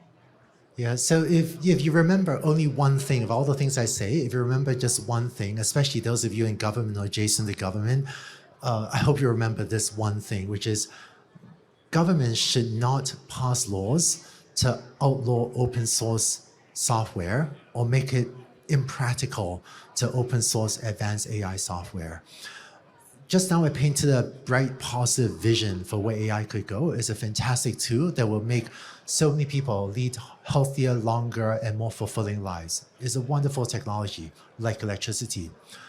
The downside is, I think that over the past several years, there have been overhyped risks of AI. Like electricity, it can be used for nefarious purposes, but there are so many more good use cases. But for various reasons, over the past couple of years, there have been overhyped harms that have led multiple governments to take regulatory action in the name of AI safety that is over-regulating and will suppress AI innovation. In particular, what I'm seeing at this moment is that there are a number of, so open source software has been a wonderful building block for the entire tech world. If you use a smartphone or use a computer, or frankly, if you use the internet, you're using open source software. It's software that someone wrote and just made freely available for other companies like Netflix and all the companies to build on to provide this wonderful software that we all have access to. But there are some companies that would rather not have to compete with open source. And for various reasons, I think lobbyists have been pretty effective at hyping up fears of AI, such as maybe AI could make humanity go extinct, right? Which is something that I think is a very strange claim. I just don't see how that could happen. But because of overhyped fears like that, government, in the name of safety, let's make us not go extinct, has been passing regulations. I think a few weeks ago, the US White House released an executive order that is on a path to put in place what I think are pretty burdensome reporting requirements for companies building advanced AI, including companies that just want to post online and give it away for free. Just this week, the European Union's AI Act was derailed because France and Germany objected, with good reason in my mind, to some burdensome requirements in the EU AI Act's proposal that I think would have been very damaging for open source. So I think AI has a bright future, but we're also in a very risky position where the main risk I see to AI is if burdensome regulations get passed that stifles innovation. If we do that, maybe there'll be a small number of companies that will be winners, but the vast majority of nations, the ones without the current advanced tech that the US has, and the vast majority of companies that do not have the advanced AI tech that a smaller number of organizations have now, those will be losers and will be left behind. So if you have any influence in your governments, make sure they don't outlaw open source software. Thank you.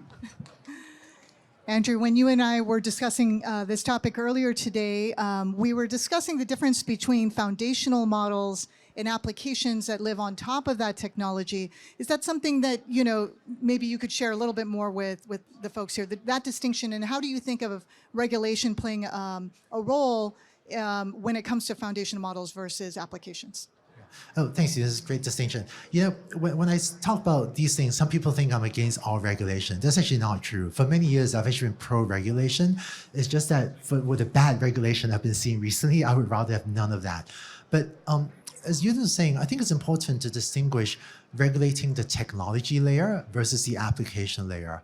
So the technology layer would be if an engineer or a scientist takes a lot of data off the internet and trains a really smart AI model. And this AI model is, running in a data center somewhere or running on a set of servers, right? That's technology.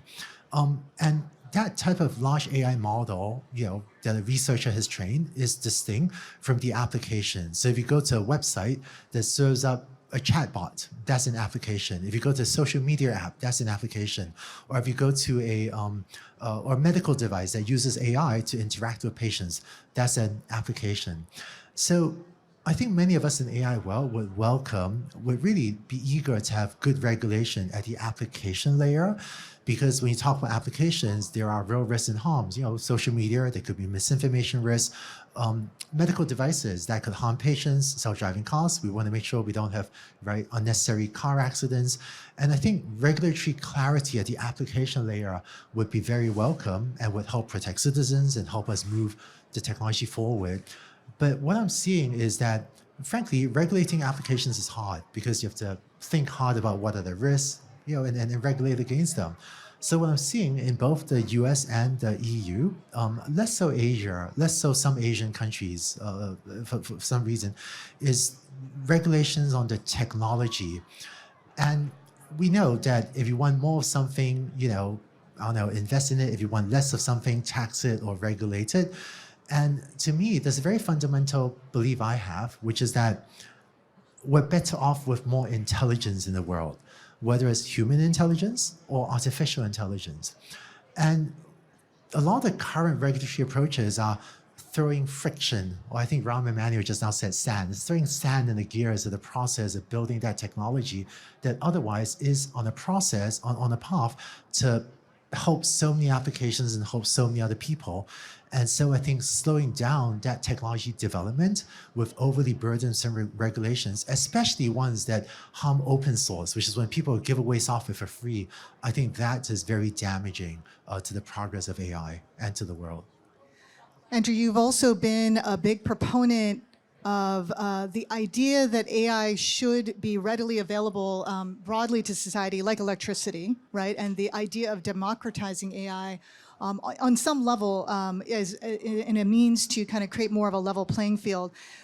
Since you've got, the APEC, member countries here, how would you see, maybe some of these different delegations, thinking about this, taking this back to their individual countries, and how would you like to see that play out actually over time?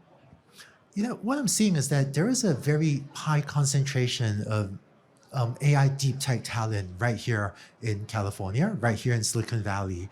But the exciting thing when we have new technology breakthroughs, general purpose technologies like generative AI, is that even though a lot of the media interest is on the companies providing the technology, for the technology providers to be successful, it turns out the application builders, the ones that use this technology to build amazing products, that has to be even more successful because the applications have to generate even more revenue for them to pay the tool builders for this whole ecosystem to be successful. So what I'm seeing in many countries, including many Asian countries, is investment in building applications. I think there are rich opportunities and exciting opportunities in many nations to build applications, especially in the sectors where a country is already strong and where many delegates would be able to build projects more efficiently in their home country than I ever could here in Silicon Valley, because that industry just isn't strong here in Silicon Valley. So I think these technologies, unless governments stifle it, with regulations, would I hope create a lot of opportunities for everyone. Wonderful. I'd be curious, when you think about this theme of resilience, right? And you think about, the roller coaster ride we have been on over the next year, how can we create greater resilience as we're actually experiencing some of these transformative times, with AI? What would be a great way for us to kind of weather the storm together in terms of these decisions, whether it's government regulators, technologists, companies, et cetera? Boy, what a tough question.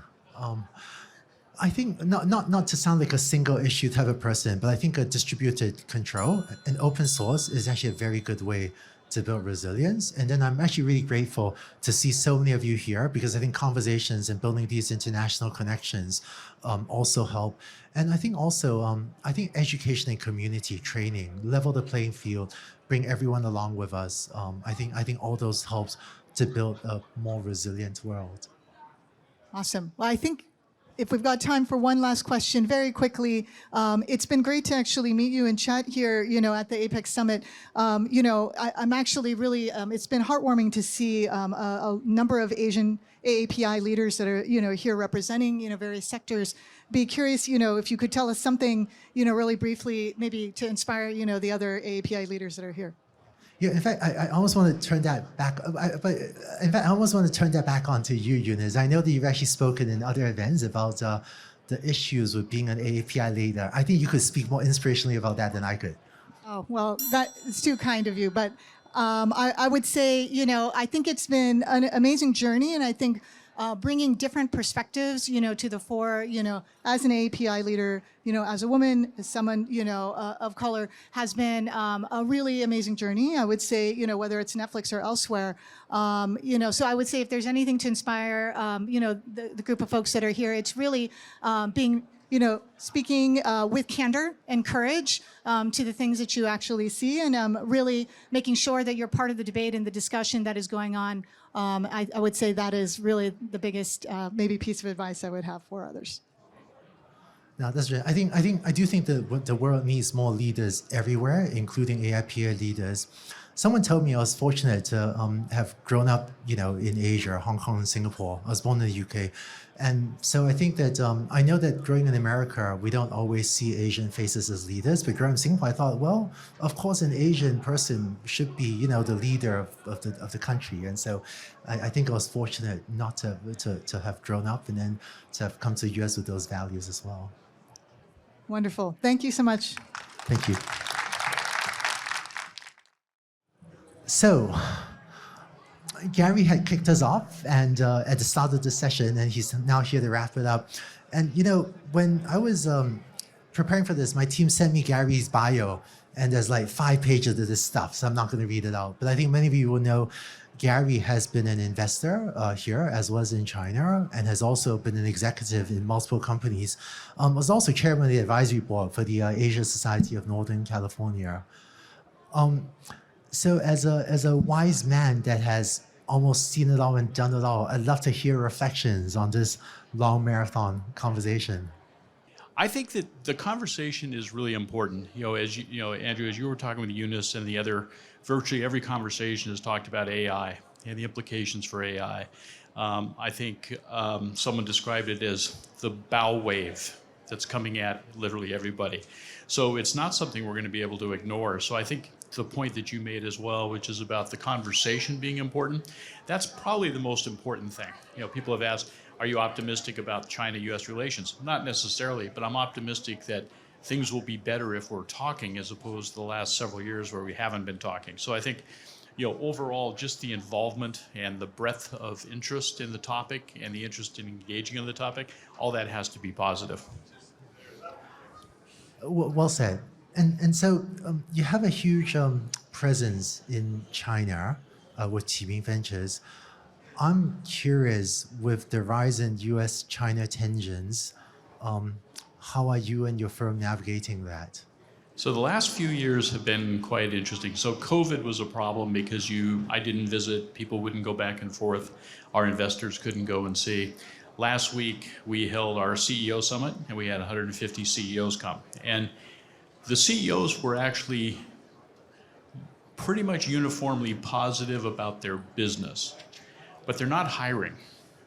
So it's a difference before where they would typically be hiring ahead of the revenue, ahead of the business, but now they're really not hiring, but the business is still increasing on average 27 to 28% year over year. The US investors, we also had our annual meeting, so we had 80 US investors that were there. They are far more concerned. They're concerned for 2 reasons. One has nothing to do with US-China. It's their own liquidity, because the numerator in the venture capital industry has grown so much that they're all over allocated to venture capital. The China-US part, the geopolitics, is now starting to become an issue. For a long time, the large institutional investors would mostly ignore that. It's now at the point where they can't. So anything that looks positive in the sense of better US and China relations, anything that at least allows for particular projects, particular small wins as we start to step forward, all of that is very positive. But there will be a large number of US investors that will simply stop investing in China.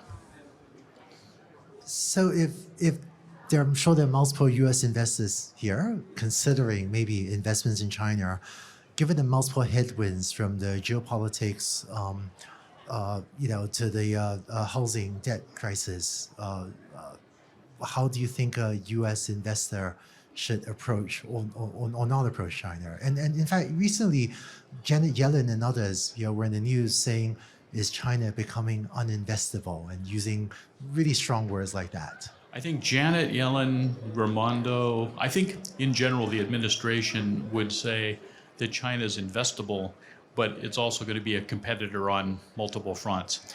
What is interesting to see is the idea that you can control technology. In my entire career, going back to, I tested the first chips in the IBM PC for Intel in 1979. I've never seen people or countries be able to control technology. Capital is the same thing. If you squeeze capital in one place, it's going to come out somewhere else.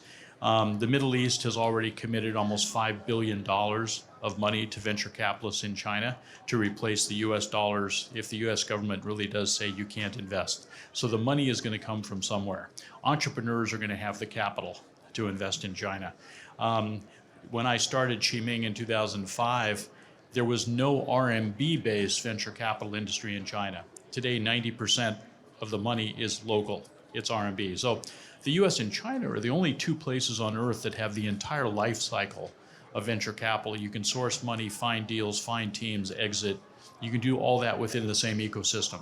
It's 83% of the world's venture capital are those two countries. So if you want an innovative society, if you want AI and things to be developed the right way, it is imperative that those two countries work together and work together closely. All right, feels like I was asking a lot of slightly gloomy questions, but switching to a bit more of the bright side. And years ago, when I was leading AI for Baidu, I saw tons of innovation, tons of unique applications. I remember some time back, you had described China as being formerly a low trust society, but that allowed Alibaba, through its payment innovations, to then build a very interesting layer that enabled payments. Would love to hear more of the unique opportunities you're seeing in China. So I would have thought by now that the Chinese government understood that they have to create trust in the society at a much broader basis. They have not done that. Alibaba, with its return policy, Tencent and Alibaba with their payment systems, did create trust.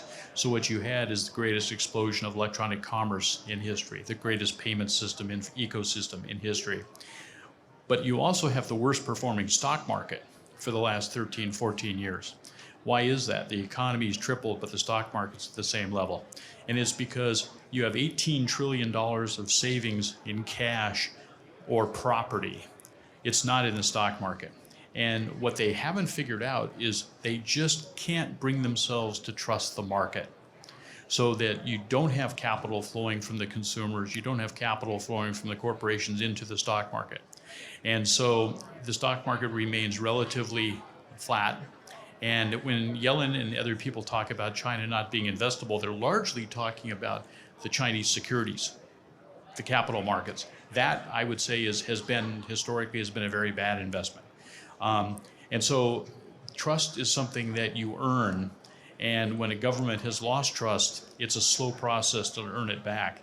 And right now, I don't see the Chinese government taking the steps it needs to actually establish that trust. So a little bit earlier you said you can't control capital, and before that you said you also can't control technology. Love to hear more about how you think about technology. I think AI has been a topic very much in the hallways here in APEC, and there is a feeling of maybe a US-China race in AI, according to some quarters, but please share your views on the development of AI. Well, you're going to know better than me in terms of the status of everyone in the world and where they are developing AI. My sense is the way that China will develop it is it's setting very hard guidelines in terms of what it wants consumers to be able to do with AI. The US is more broad-based in terms of what it allows everyone to get access to. So, we're all using ChatGPT to write speeches, write reports, and things like that. That's not happening on the same basis in China. What China's going to do, though, with AI is focus it very, very strongly on supply chains and resilience around supply chains, waste, and productivity. To me, the single biggest benefit of AI is reducing waste. There's really no excuse if you apply AI correctly at a supply chain or a manufacturing process. the amount of food we eat, the amount of food we waste. There is no excuse going forward to not apply that technology and dramatically reduce waste. China will be a leader in that. China will be a leader in terms of the supply chain because they have the data. So they have the ability to analyze supply chains to an extraordinary degree. The productivity in those supply chains will be a major feature of the Chinese economy going forward. So in that sense, it's a competitor. On the other hand, the US and China are approaching this, as I said, from different perspectives. So the two together, there was just that meeting in the UK. I heard both sides I heard everyone was quite productive in the discussion, that it wasn't a US versus China versus UK, that there actually was a common ground that started to be established. And I think at this point, that's what we can hope for, that there's a way of thinking about this. Not necessarily, to your point, it will develop in different ways. In the earlier talk you're having with Eunice, it'll develop in different ways in different countries. It'll approach solutions in different ways in different countries. But the deployment of it and how it affects society is something we need to think very carefully about. And I think China and the US together can think about that. And in terms of the different ways, similar different ways that you see US, China, UK developing, if we zoom out a little bit to the APEC region, I think the world used to be more unipolar, maybe 20 years ago. And when the US passed the Communications Decency Act, Section 230, that kind of set the rules of the road. Then Europe has its own opinion on GDPR. And now US, Europe, China have different views on different things. And if you zoom out to other Asian countries, how much diversity versus convergence are you seeing in regulations towards AI and just approach to technology? I think the divergence on regulations at this point will be very broad, but I do think it'll wind up collapsing back because the gravity in AI does go back to a handful of countries and a handful of companies, and ultimately they'll have a larger say. The biggest issue for AI and for us in the wealthier countries, and I put China in that category, especially in terms of wealth of technology, is right now there's a huge wealth gap, financial wealth gap between the haves and the have-nots in the world. We cannot allow that to happen with AI because that will be if you're not on that treadmill, if you're not familiar with how that's developing and you wait too long, you will not catch up. So you're going to be consigning large parts of societies around the world to second-class, third-class structures. So I think it's imperative that we actually lift up the entire world as it relates to access to technology and familiarity with technology. We didn't do that with the internet. We came to that 20 years later than we should have. We can't let the same thing happen with AI. And I feel like, I like education as a tool to accomplish that, but how do you think we should do this? Well, I think that there's an infrastructure component because in order to have AI access, you're going to have the infrastructure for the fundamentals like electricity, water, network bandwidth, et cetera. You're going to have that being available. I think that that's actually something that China's BRI initiatives pointed in the right direction could actually do. And I think that if the US is smart about this, they'll realize that's something to celebrate and that's something to fund more aggressively for the developing, they call it the global south. I don't like that term, developing world. I don't like that term, but I don't have another one. If you think about what the real strategy should be for the US, it's not to increase the gap between the US and China. I think that's very hard. I think we need to do what's best for the US. But we should also think about how do you reduce the gap between the US and everyone else, and China and everyone else. If we do that, then the US will be fine. It'll not be a problem. It's a way of thinking that Condi Rice in her remarks talked about what happened after the Second World War and what the US did in terms of creating these global systems. AI is an opportunity for us to do that again. I think that's actually very well said. Rather than trying to shut out other nations, if there was a U.S. global Marshall Plan, or maybe I don't know if we would call it a U.S. BRI, but I think that's actually very well said. We have just a minute left on the clock. We'd love for you to give us some inspiring words to take away from this meeting. So I think everyone would agree, the feeling is quite positive. We're a lot of anticipation that the presidents are having a productive afternoon. We'll hear more about that tonight and tomorrow. But I think just now coming out of COVID, the ability to have these kind of conversations, the simple fact of getting people together is the most important thing. And so the conversation seems to have kicked off here in a very positive way. Southeast Asia, Asia Pacific region is clearly going to be the center of focus for decades to come. And so it's time to elevate those conversations to where everyone gets involved in what the solutions are going to be. Thank you, Gary, and thank you also for your leadership at the Asia Society.